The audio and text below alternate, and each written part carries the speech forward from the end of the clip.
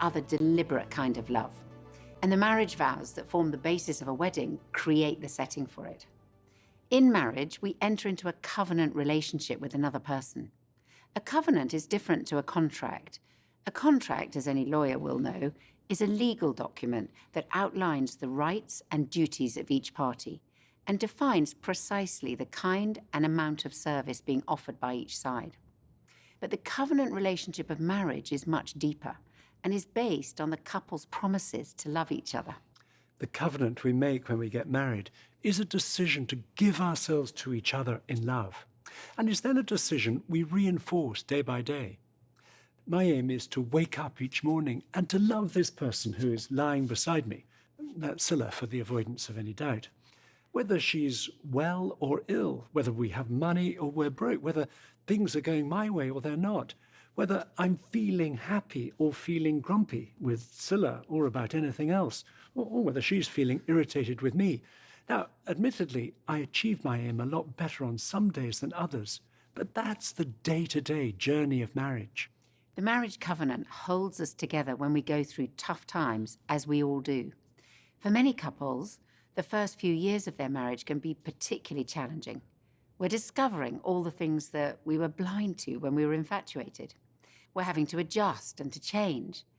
And when you're going through a difficult stage, we want to urge you to fight for your marriage. Don't give up.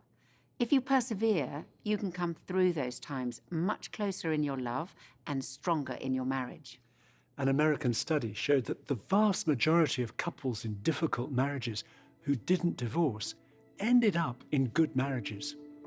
Recently, I read the story of a couple whose marriage had very nearly failed, so much so that they barely acknowledged each other anymore.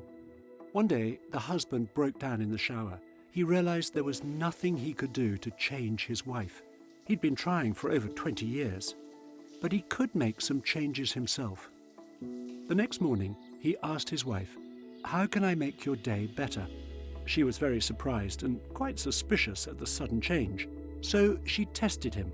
She asked him to clean the kitchen, which he did. The next morning, he asked her the same question. "How can I make your day better?" "Clean the garage," she replied. It was a big job and he had a busy day, but he did as she asked.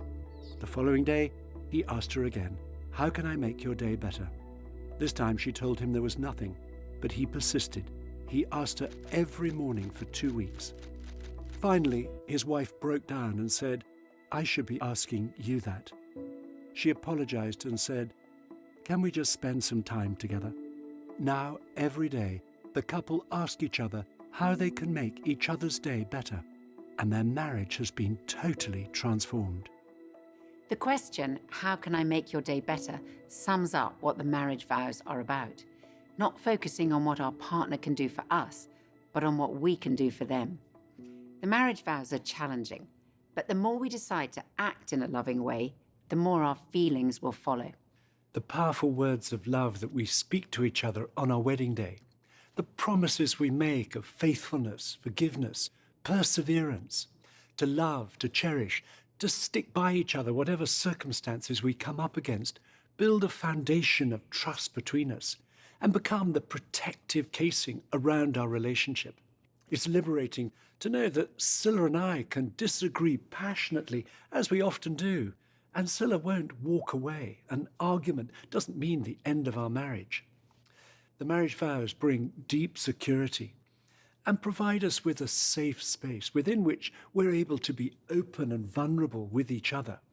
They give us the confidence to allow our partner to know us as we are, including revealing those parts we keep well hidden, and that builds intimacy. As one woman said, it's not so much love that sustains our marriage as our marriage that sustains our love. We want you to turn to the next conversation called the marriage vows and read through them.